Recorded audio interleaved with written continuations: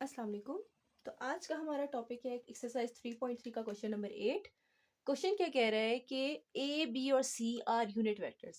पहले तो आपने इस फर्स्ट लाइन का नतीजा निकाल लेना है कि ए बी और सी तीनों यूनिट वेक्टर्स हैं, तो इसका मतलब क्या है, तीनों का मैग्नीट्यूड किसके बराबर है, 1 के। ठीक है। नेक्स्ट वो क्या कह रहे हैं कि A vector is perpendicular to both B and C, और एक एंगल दिया हुआ है, मतलब मैं इसको ड्रॉ कर देती हूँ थोड़ा सा। बी एंड सी वेक्टर आपको दिया हुआ है, ठीक है। उसके बीच में एंगल दिया हुआ है जो थीटा कहते हैं हम अक्सर, पाई/3 दिया हुआ है। और theta between B and C, B और सी के बीच में जो थीटा है ना, वो उन्होंने कहा एंगल, मैंने थीटा ले लिया, बुक में मेंशन नहीं था, वो पाई/3 लिया हुआ है। और जी हमें कहा है कि ए जो है वो दोनों पे परपेंडिकुलर है, ठीक है। सेम वैसा ही है ये, जैसे कि आपके पास ये बी और सी प्लेन में पड़े हुए हैं, और ये जो थर्ड है ए, ये इन दोनों के ऊपर क्या है, ये सरफेस पे पड़े हुए हैं, और ये इसके ऊपर क्या है, परपेंडिकुलर है, ठीक है। तो आप देख सकते हैं कि ये दोनों पे परपेंडिकुलर है। क्लियर। तो ये स्टेटमेंट कह रही है कि हाँ, ये जो बी और सी पड़े हैं, ए उसके ऊपर परपेंडिकुलर है, तो हम बाहर की तरफ तो नहीं निकाल सकते, ऊपर की तरफ शो कर सकते हैं। तो हमारे पास ये ए जो है वेक्टर, इनके ऊपर परपेंडिकुलर है।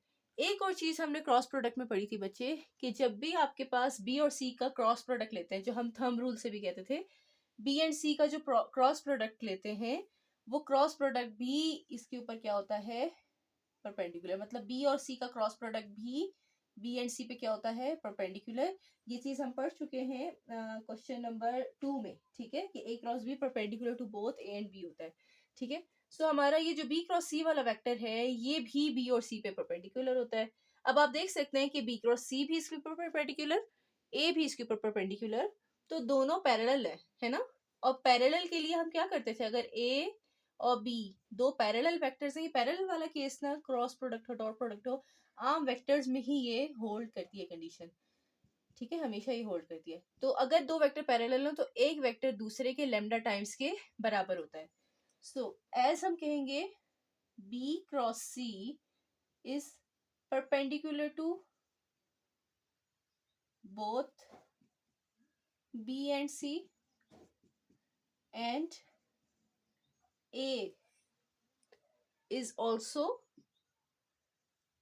Perpendicular to both B and C, ठीक है। सेम लाइन लिख लेंगे, क्योंकि दोनों ही परपेंडिकुलर हैं, this implies B cross C और ए आपस में क्या है, बल्कि ए पहले लिख लेती, ए और बी क्रॉस सी आपस में क्या है, पैरेलल है। ठीक हो गया, ये चीज क्लियर हो गई। और अगर पैरेलल है तो दिस ऑल्सो इंप्लाइज कि हमारा एक वेक्टर दूसरे के लेमडा टाइम्स के बराबर होगा, ठीक है। आप इसको इस तरह भी लिख सकते थे कि B cross equal to lambda times of A, लेकिन हमारे पास एक कंडीशन ये वाली जो हमने साबित करनी है ना, इन सब चीजों को यूज करके, तो आप देखें ए किसी लेमडा टाइम्स बी क्रॉस सी के बराबर है, तो इसलिए मैंने इसको यहाँ लिखा है। हमने बेसिकली अब लेमडा की वैल्यू फाइंड करनी है, तो हमारी ये कंडीशन प्रूफ हो जाएगी। लेमडा की वैल्यू हमारी इस कंडीशन के मुताबिक +-2 आनी चाहिए, मतलब हमें क्वेश्चन में नजर आ रहा है कि मेरी लेमडा की वैल्यू +-2 हो लाजमी। अगर लेमडा +-2 हो जाता है, देखें यहाँ पे, तो बाकी चीजें तो वैसे ही रहेंगी, ए एंड बी क्रॉस सी, तो क्या ये कंडीशन प्रूफ नहीं हो जाएगी, बिल्कुल हो जाएगी, ठीक है। सो हमने बेसिकली लेमडा की वैल्यू निकालनी है इस क्वेश्चन में। आई होप यहाँ तक क्लियर हो गया होगा। बी क्रॉस सी परपेंडिकुलर था दोनों पे, ए भी परपेंडिकुलर था, दोनों पैरेलल थे, पैरेलल होने की वजह से ये लेमडा टाइम्स ऑफ एक दूसरे के बराबर है। आई होप यहाँ तक समझ आ गई होगी। नेक्स्ट हम चलते हैं, अगर मैं यहाँ पे टेकिंग मॉड्यूलस ऑन, मॉड्यूलस या मैग्नीट्यूड कह सकते हैं अगर आप आसान अल्फाज यूज करना चाहते हैं, ऑन बोथ साइड्स, मैं दोनों साइड्स पे क्या यूज करने लगी हूँ, मैग्नीट्यूड का फॉर्मूला। तो ए मैग्नीट्यूड लेमडा मैग्नीट्यूड और बी क्रॉस सी के होल मैग्नीट्यूड के बराबर हो जाएगा, ठीक है। अब लेमडा एक स्केलर क्वांटिटी है, वो तो लेमडा ही रहेगी, ठीक है। लेमडा मैग्नीट्यूड एक स्केलर क्वांटिटी है, मतलब 2 या 3 या 4 कोई वैल्यू आएगी इसकी। सो हमारे पास ये क्या होता है, ये वेक्टर फॉर्म में नहीं है जस्ट, ठीक है। तो हमारा इसका आंसर लेमडा ही रहता है। बी क्रॉस सी मैग्नीट्यूड, अब आपको पता है बच्चे, हमने ये फॉर्मूला पढ़ा हुआ है पिछले क्वेश्चंस में भी, कि ए क्रॉस बी, जो हमने साइन वाला साइन ऑफ एंगल ही निकाला था क्वेश्चन नंबर 3 में, तो हमने ये चीज पढ़ी थी कि A cross B magnitude, A magnitude B magnitude sine of theta के बराबर होता है, और एन हैट का मैग्नीट्यूड यूनिट वेक्टर होने की वजह से 1 हो गया था। याद हो अगर आपको ये फॉर्मूला, इसी फॉर्मूले को हमने यूज करना है। बी क्रॉस सी है तो हमारे पास क्या हो जाएगा, B magnitude C magnitude sine of angle between B and C, ठीक है, थीटा। अब वो थीटा हमें क्या दिया था बच्चे क्वेश्चन में, पाई बाय 3। ये गड़बड़ है क्वेश्चन में, ठीक है।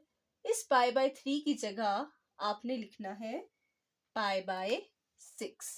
Y ma'am, because pi by 3 से आपका जो ये रिक्वायर्ड रिजल्ट है ये नहीं आता। बेशक आप सॉल्व करके देख लीजिएगा। तो हमारा एंगल क्या है यहाँ पे, पाई बाय 6, ठीक है। तो अब यहाँ साइन के अंदर हमने क्या वैल्यू पुट करनी है, basically sine of pi by 6, ठीक है। और जी यहाँ पे बी मैग्नीट्यूड और सी मैग्नीट्यूड दोनों का आंसर क्या है, 1 और लेमडा, ठीक है। ए मैग्नीट्यूड भी क्या था बच्चे, 1, तो लेमडा क्या आ जाएगा 1। यहाँ पे ये 1 से मल्टीप्लाई होकर as it is sine of pi by 6 की वैल्यू आप कैलकुलेटर से भी निकाल सकते हैं, लेकिन इसकी वैल्यू निकालने के लिए याद रखिएगा कैलकुलेटर की जो सेटिंग है ना, रेडियन में होनी चाहिए, डिग्री में नहीं होनी चाहिए। क्यों, देखिए अंदर का एंगल आपका जैसे कहते हैं ना 60 डिग्री, अगर साइन ऑफ 60 डिग्री होता है तब आप कैलकुलेटर की सेटिंग्स किस में रखते हैं, डिग्री में रखते हैं, ठीक है। लेकिन अभी आपको डिग्री में दिया हुआ है, ये छोटा सा सर्कल आपको नजर आ रहा है इसके एंगल में, नो, ये आपको किसकी शक्ल में दिया हुआ है, पाइस की शक्ल में दिया हुआ है। जब भी पाई की शक्ल में एंगल होगा तो आपने उसको कैलकुलेटर में किस सेटिंग में सॉल्व करना है, रेडियन। तो साइन ऑफ पाई बाय 6 लेते हुए ये जहन में रखिएगा लाजमी कि बच्चे आपके कैलकुलेटर की सेटिंग रेडियन में हो। इसका आंसर मैं आपको बता देती हूँ, आ जाता है 1/2, ठीक है।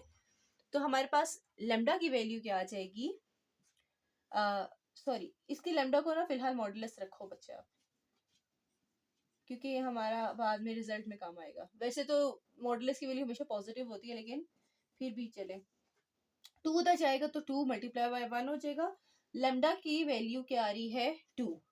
अब मॉडुलस का क्या ऑपरेशन होता है, मॉडुलस मैंने क्यों रखा उसकी वजह बता देती हूँ।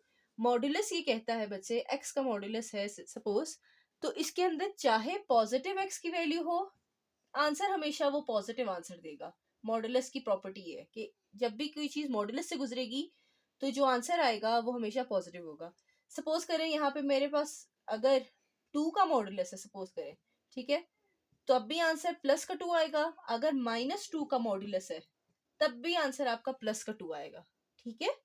समझ आ रही है मॉडुलस क्यों मैंने लगा के रखा, वैसे मॉड ना भी लगाए स्केलर है तो चलता है, लेकिन क्वेश्चन के मुताबिक हमें सॉल्व करना है तो मॉडुलस लगाएंगे और हम बताएंगे इस लेमडा की जगह मैं प्लस का 2 पुट करूं तब भी आंसर ये +2 आएगा, माइनस का 2 पुट करूंगी तब भी आंसर +2 आएगा। मॉडुलस की प्रॉपर्टी यही है। सो दिस इम्प्लाइज लेमडा की वैल्यू क्या क्या पॉसिबल है बच्चे, प्लस भी 2 हो सकती है और माइनस का 2 भी हो सकती है, दोनों इस मॉडुलस के अंदर रखूंगी मैं, तो आंसर आपका वो 2 ही देगा, ठीक है। सो लेमडा की वैल्यू ये निकल आई। हेंस आप लिख सकते हैं यहाँ पे, हेंस हमारे पास इक्वेशन 1 बिकम्स, इसको आप इक्वेशन 1 कह दें, ठीक है, ये वाली इक्वेशन। तो ए हमारे पास lambda times of B cross C था, ठीक है। सो हमारे पास लेमडा की वैल्यू यहाँ पे क्या आ गई है बच्चों, +-2, ठीक है। और क्वेश्चन में क्या साबित करना था कि अगर ए बी और सी पे परपेंडिकुलर और एंगल आपका π/6 है तो आपका ए +-2 ऑफ बी क्रॉस सी के बराबर है। क्या हमने ये साबित कर दिया, प्रूफ्ड, ठीक है, हेंस प्रूफ्ड। यहाँ पे हेंस ना भी लिखना चाहें तो, क्योंकि आपको हेंस प्रूफ्ड अगर लिखना पसंद है मेरी तरह, तो यहाँ आप देयरफॉर का वर्ड यूज कर सकते हैं। कुछ ऐसे आप क्वेश्चन में वर्डिंग इस्तेमाल किया करें जो रिपीटेड ना हुआ करे, वरना थोड़ा ऑड सा लगता है एग्जामिनर को भी, ठीक है।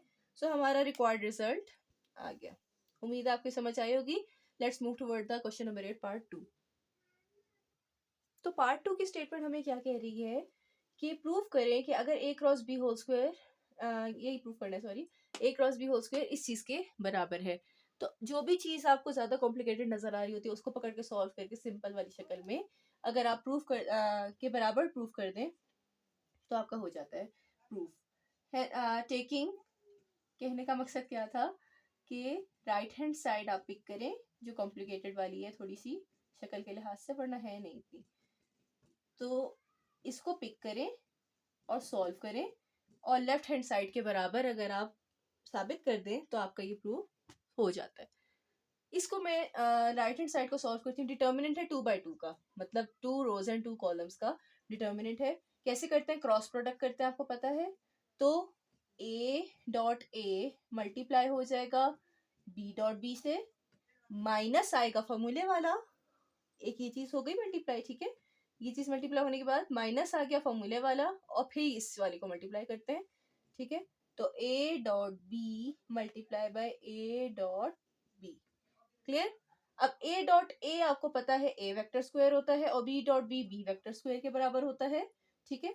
और ये माइनस हो जाएगा a dot b into a dot b है, तो a डॉट b का होल स्क्वायर, ओके। इसी तरह से आपको पता है, बिकॉज वी नो एक वेक्टर का स्क्वायर उसी के मैग्नीट्यूड के स्क्वायर के बराबर होता है, तो यहाँ क्या लिख सकते हैं हम? a मैग्नीट्यूड का स्क्वायर b मैग्नीट्यूड का square minus a dot b का फॉर्मूला यहाँ पे हमें पता है कि किसके बराबर होता है? a b cause of theta, ठीक है, इसके बराबर होता है। तो यही वैल्यू पुट कर देंगे हम, माइनस a डॉट b की जगह कॉज ऑफ थीटा, इसकी जगह ये वैल्यू आ गई, और इसका होल स्क्वायर, ठीक है। अब इसी तरह से मूव ऑन करते हैं। क्या आ जाएगा यहाँ पे? a magnitude square b magnitude square minus whole square है, तो बच्चे सब वैल्यूज पे अलग अलग स्क्वायर लग जाएगा। तो क्या आ जाएगा? a magnitude square b magnitude square cos of theta का होल स्क्वायर किसके बराबर होता है? Cos of theta whole square मैंने आपको बताया था, कॉस स्क्वायर थीटा, सेम बात होती है, ठीक है। तो ये क्या हो सकता है? Cos square theta, clear. इसी तरह से ये बराबर आ जाएगा, ये रीजन हमने यहाँ दी थी इस स्टेप में, ठीक है। सो हमारे पास यहाँ देखिए ये चीज और ये चीज दोनों में कॉमन है, तो इसको बाहर निकाल लेंगे, कॉमन फैक्टर को कॉमन बाहर ले लिया, तो ये चीज बाहर आ गई, ठीक है। तो अंदर क्या रह गया? पूरी की पूरी बाहर आ जाए तो अंदर 1 रह जाता है, माइनस अब ये चीज बाहर आ गई तो अंदर क्या रह जाएगा? कॉस स्क्वायर थीटा, ठीक है।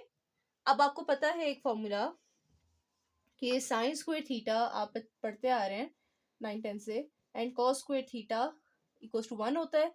तो कॉस स्क्वायर थीटा की वैल्यू अगर मैं निकालूं तो ये आ जाएगी 1 माइनस साइन स्क्वायर थीटा, ठीक है।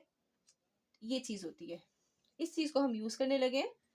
सो बिकॉज आप लिखेंगे कि cos square theta 1 minus sine square theta के बराबर होता है, बल्कि सॉरी इधर से आपने 1 माइनस कॉस स्क्वायर थीटा की वैल्यू निकालनी है ना, तो कॉस को उधर लेके जाएंगे, तो 1 minus cos square theta, cos उधर जाएगा तो माइनस हो गया, और यहाँ क्या रह गया? साइन स्क्वायर थीटा के बराबर, ठीक है।